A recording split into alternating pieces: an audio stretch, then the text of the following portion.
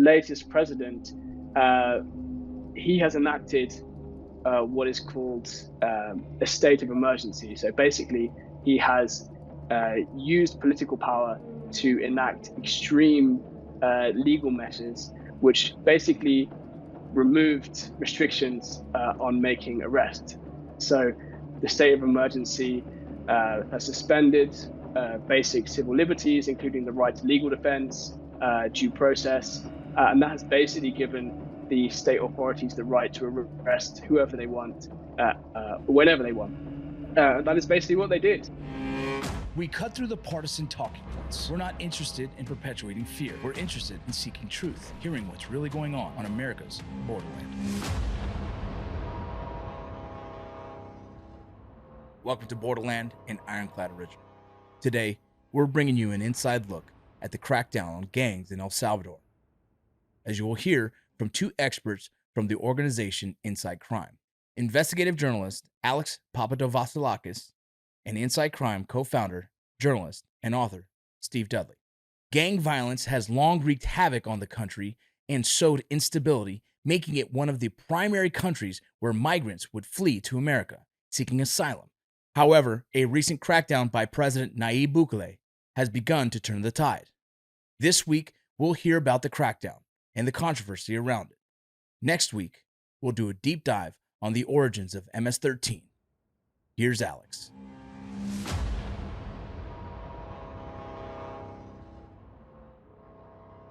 You know, I think if we've talked about this subject, you know, while I was a Border Patrol agent, there was a heavy influx of individuals coming up from El Salvador. And during that time, you know, everyone was claiming political asylum, and it was valid.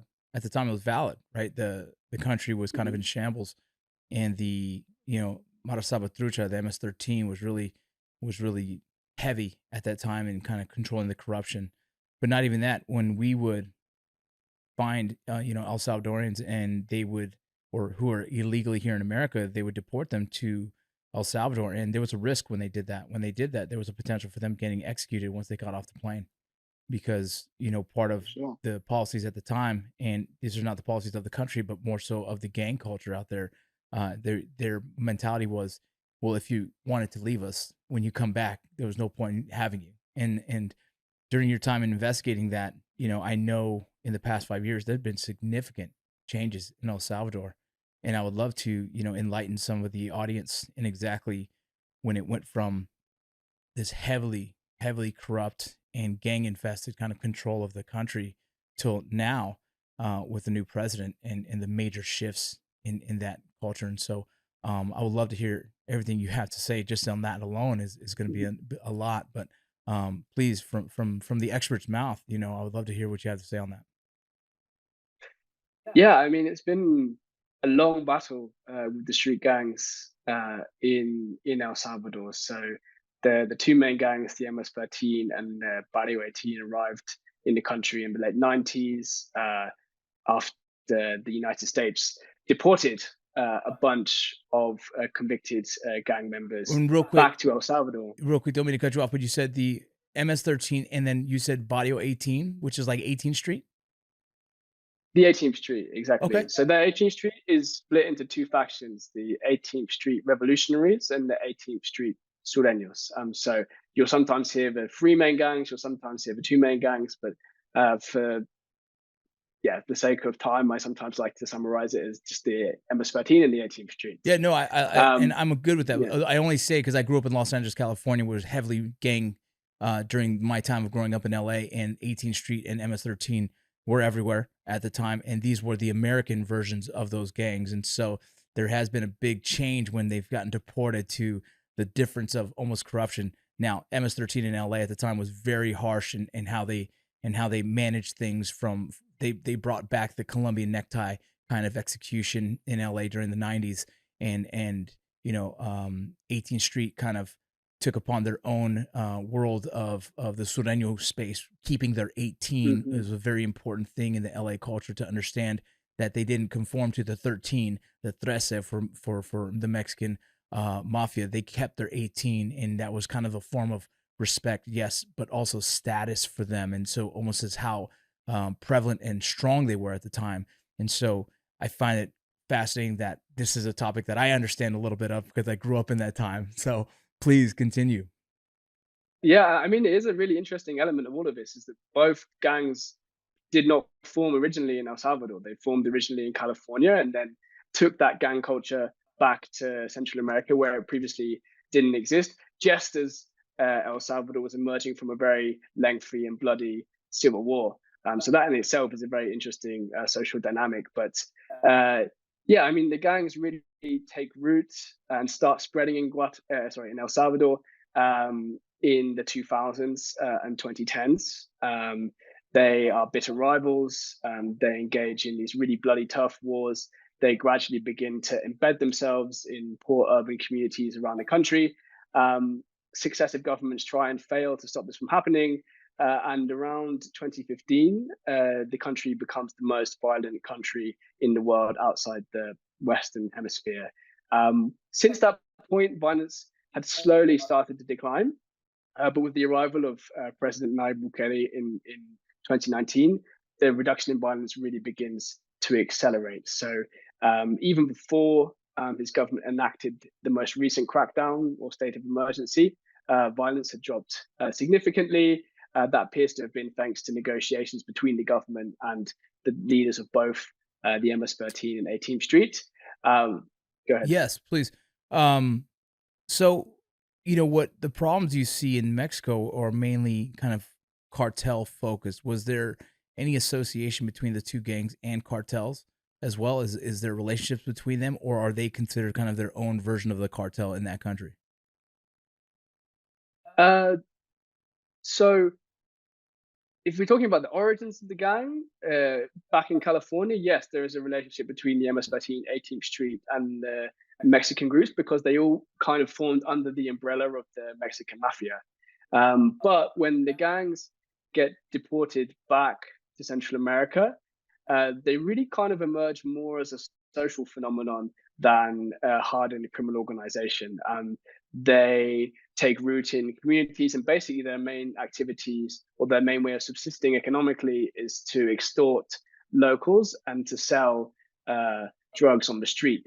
But we're not talking about sophisticated criminal groups, and so they don't get involved in the higher levels of the drug trafficking chain, which is moving drugs from Colombia through Central America, through Mexico, and into the United States. At least in the early days, there was no known relationship, for example, between the MS-13 and the Sinaloa cartel in Mexico. And there's very little evidence to suggest that maybe aside from some prominent members of the gangs, that the main rank and file was not involved in moving cocaine through the country. So it was a very different beast, right? It was more like some kind of predatory gangs which preyed on communities as opposed to these kind of criminal mastermind groups that were involved in, let's say, the more glamorous side of organized crime, which is the narco trafficking. It's fascinating. And then you started talking about the crackdown and the changes. You said after 2015, it's the violence started to slow down, and then just recent crackdowns. It's been massively mentioned through media of how dramatic the shift has been. And what I'm curious about is what is it that he has done that's really made a significant change in the criminal organizations? So I think on a very basic level, what you can say about this guy, President Nayib Bukele, is that he has taken existing hardline security measures, which in Central America are known as mano dura or iron fist, and he's taken them to extreme new heights. So previous governments had tried to fight fire with the gangs, going to the communities, getting involved in shootouts, but they never really succeeded in making a dent in their territorial control. By contrast, with this latest president, he has enacted what is called a state of emergency. So basically, he has used political power to enact extreme legal measures, which basically removed restrictions on making arrests. So the state of emergency has suspended basic civil liberties, including the right to legal defense, due process, and that has basically given the state authorities the right to arrest whoever they want, whenever they want. And that is basically what they did. So from when the state of emergency was enacted in March 2022 until now, the government has arrested over 70,000 people, which, if I'm not mistaken, is over 1% of the country's entire population. Many of those people are gang members. Many of those people are not gang members. But the scale of the arrests and the speed of the arrests have succeeded in basically sweeping up a big enough chunk of the gangs off the streets so that they don't have enough people to manage their day-to-day activities, which are mainly extortion and drug peddling on the streets. And there's not enough people to maintain control of the territories that they had basically dominated for several decades. And that has been the difference, really, that the speed and the scale of what this government has achieved, although albeit controversially, has rattled the gangs, has neutralized them, at least for now. Yeah, I'd say the controversy would be, you said 70,000 people. That's Over 70,000 people. And you would imagine that some people might have been mistaken as maybe gang members, and so I'm curious how many people are in that prison that really don't have an association, but maybe guilty by location, guilty by being in the area at the wrong time. That's fascinating. It's fascinating, and it's almost scary as well. I understand the need for trying to control and clean up the streets, but in doing that, it becomes definitely controversial in the sense of how many innocent individuals just got caught up in the wrong place at the wrong time, and when will they ever get to see the light of day ever again? There was a story of a woman who says her son was not involved in any kind of gang activity, but she hasn't spoken to him in about, I think it was 2 years, still waiting to hear if he's even alive because there's no contact with these individuals who are put into these prisons. What do you know about the conditions in those prisons that they currently are held? So we spoke as part of we did an investigation into the state of emergency and the state of the gangs late last year. During that investigation, we spoke to several people who had been through the prison system and had come out the other side. None of them had actually faced criminal charges. They'd just been swept up in the arrest. And their accounts were pretty harrowing. It sounds like it is pretty grim behind bars. There is variation between the prisons in terms of modernity and the facilities. But we're hearing a lot of reports of over 100 people being held in a single cell. Those people all sharing one toilet, sharing a recipient of water, which is next to the toilet, being fed almost no food on a daily basis. We're talking about maybe some tortilla, some beans, and some rice. So yeah, it sounds they're very challenging conditions. There have also been reports of state abuses behind bars. You have a lot of civil society organizations which have been tracking the crackdown. They have interviewed far more people than we did. They have heard accounts of psychological torment behind bars from the prison guards, reports of torture. If I'm not mistaken, the civil society organizations have also recorded around 100 deaths behind bars during the state of emergency, but it's sometimes quite hard to gauge what exactly is going on because the government is also very secretive, and typically the only access that is given to journalists to go inside the prisons to report would be in the newest, most modern prisons where the conditions are markedly better. But yeah, we also heard stories of people who were still recovering from fungal infections they'd got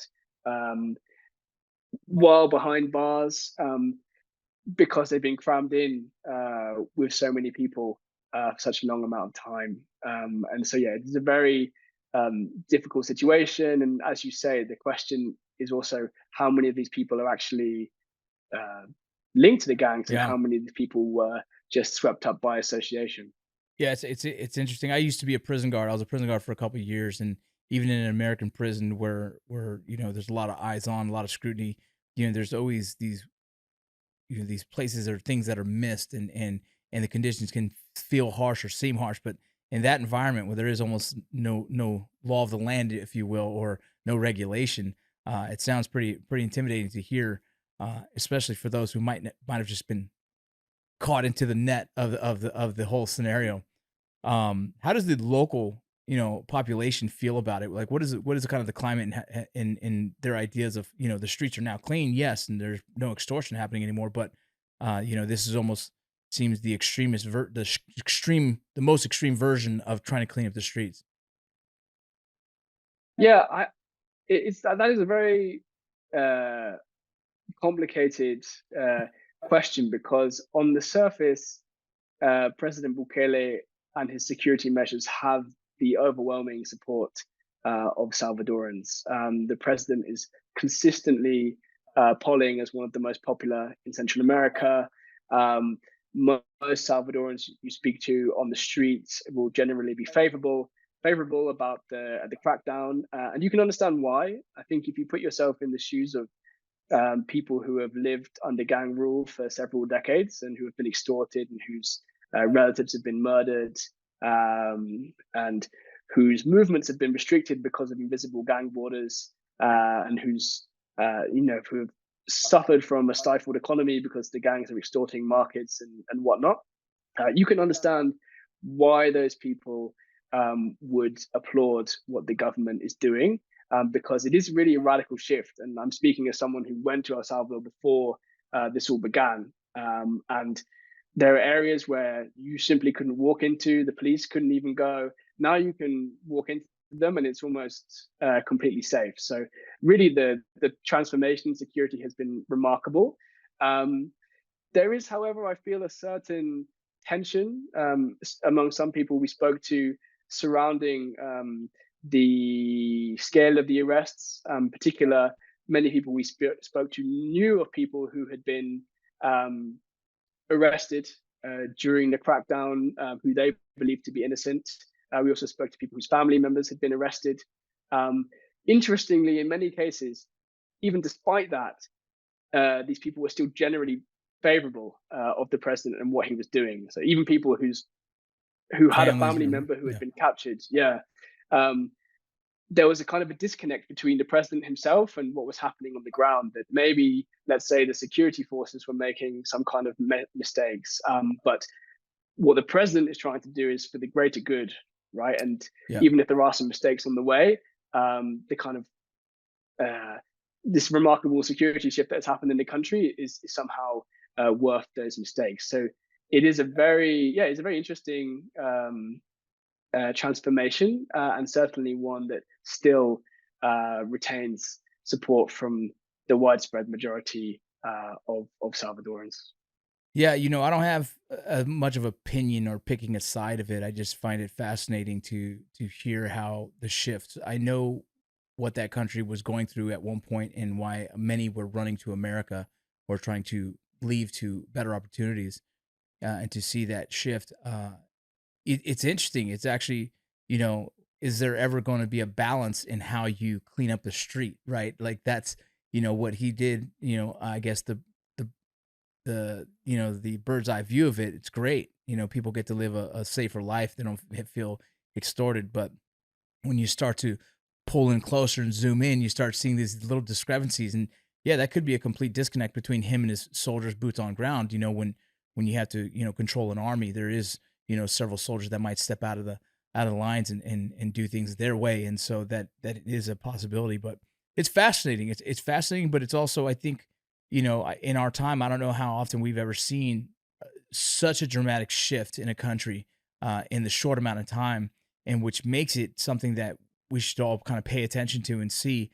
Like when I ask a question about how people feel, like it's even more fascinating to people's like, good, I'm good. It's like, damn, they were that fed up, right? The country was probably that fed up and for so many years felt to be victims. And now, to feel free of that, I imagine a lot of people said wouldn't care what the means were, but make them safe. And so, it's something that us in America have to look at, and the potentials of down the road, what this country can face, and how a leader has to make these choices that not everyone's going to agree on. I don't know if America will ever get to that point, but look at Mexico now and how the cartels kind of manage and control the corruption, not only in Mexico, but I believe some of that corruption spills over into America. And if Mexico is ever going to really put their foot down, I imagine it had to be just as dramatic as what's happened in El Salvador. Yeah, I think there are a few things there. Um, it's I think it's quite difficult to replicate what is happening in El Salvador. First of all, it's a small country, right? Much smaller than Mexico or the United States.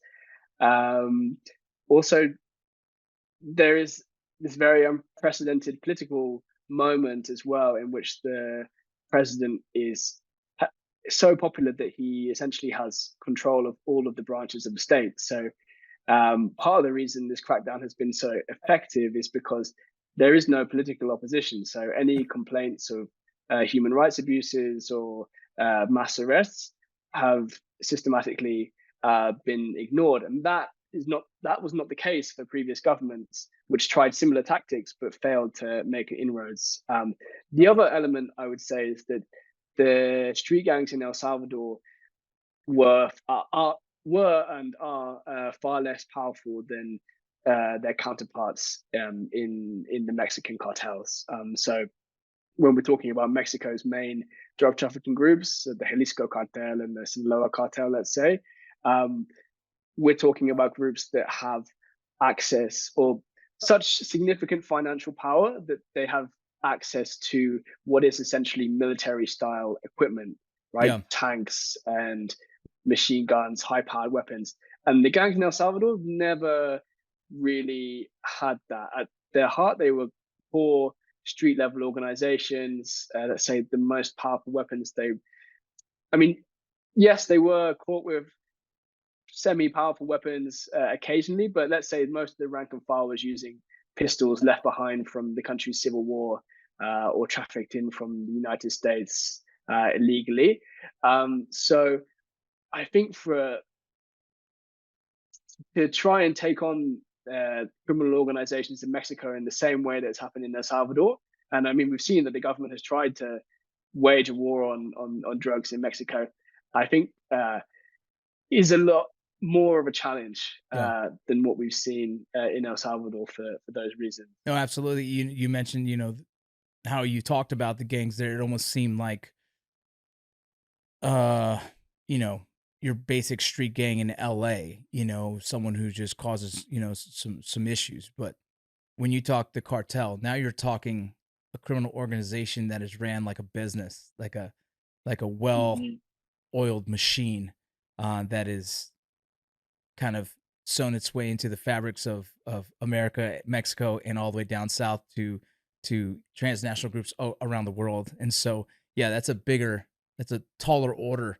But in the macro micro, in the same sense of, if someone was going to try and control that, it would have to be almost with that iron fist, right? It'll have to be in that capacity. I just find it all, it's just interesting, and it's things that, like, when I see in a small country able to do it, could we do that on a grand scale? Yeah, they do have the ability to have big weapons and armored vehicles, but that doesn't mean that Mexico government themselves don't have that same capability. And so it'd be interesting to see if that's ever going to be a thing, if we ever get to that point where Mexico has to step in and really start doing something. It just feels that those organizations are so strong and so, like I said, almost woven into the fabric of modern day society in Mexico, that I don't know if it would ever change at this point. It kind of seems almost impossible.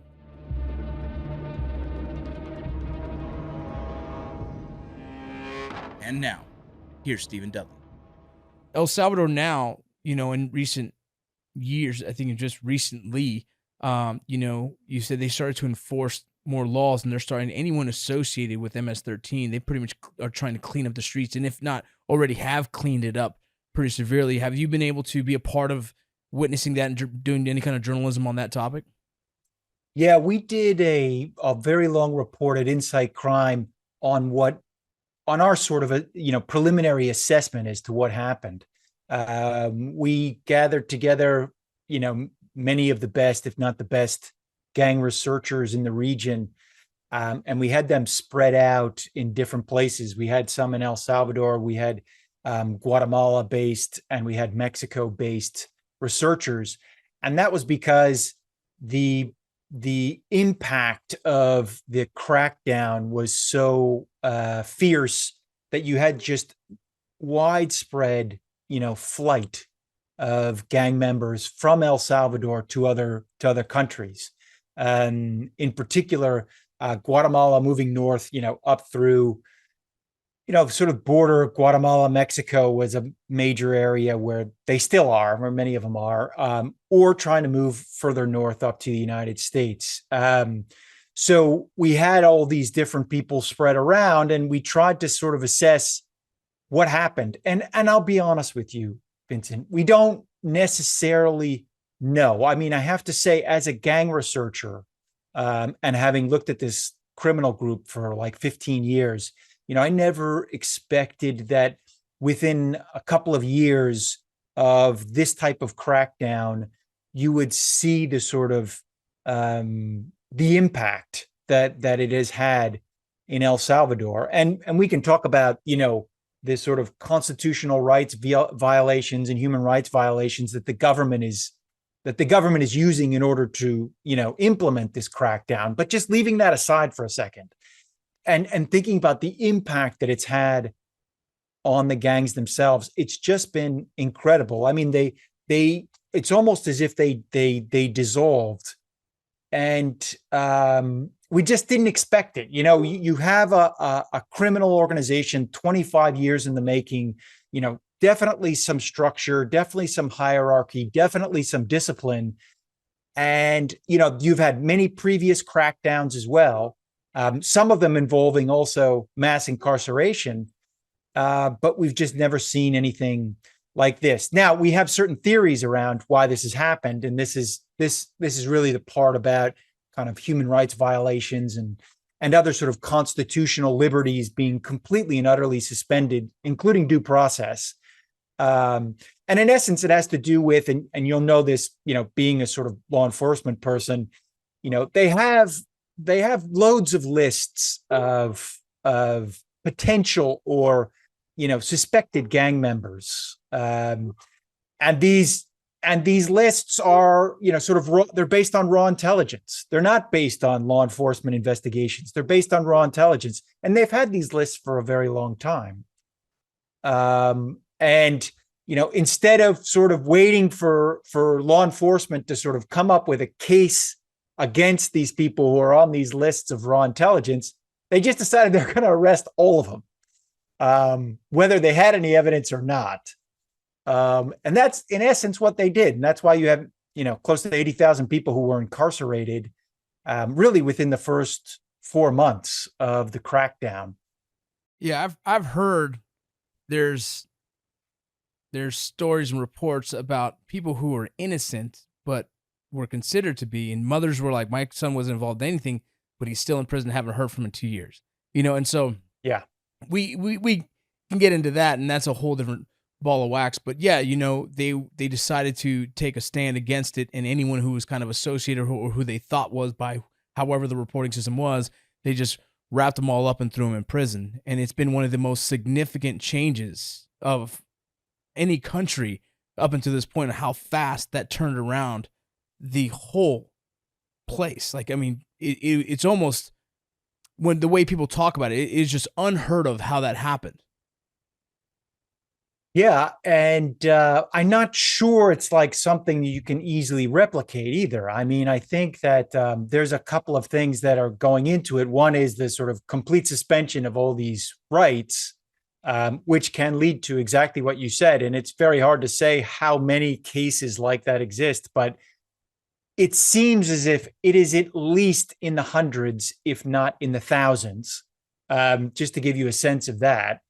And, it also has to do with just, geography. I mean, this is a small country. I mean, this is a country the size of Massachusetts. So you're not talking about, you get a lot of talk now in the region about how Ecuador should implement, the Bukele is the name of the president of El Salvador, the Nayib Bukele plan.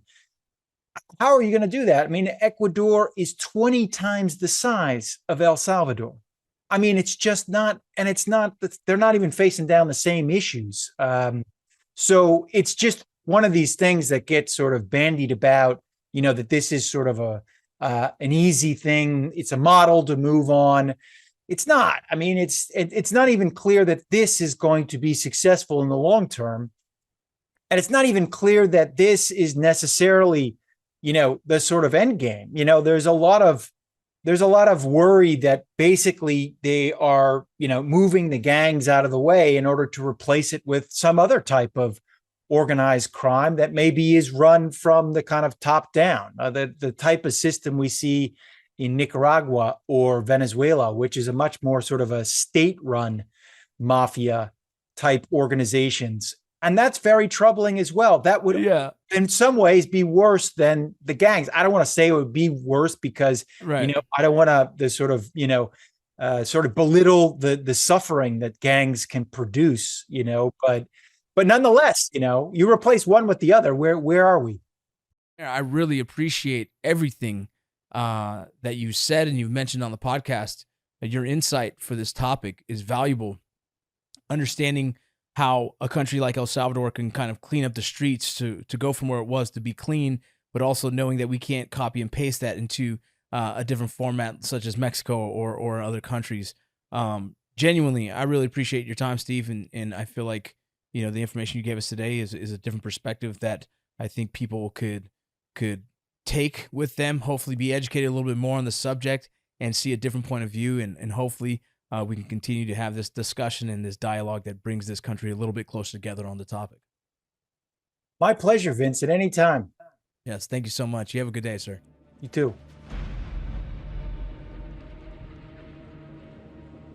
Thank you for listening to Borderland, an Ironclad original. We'll see you next week.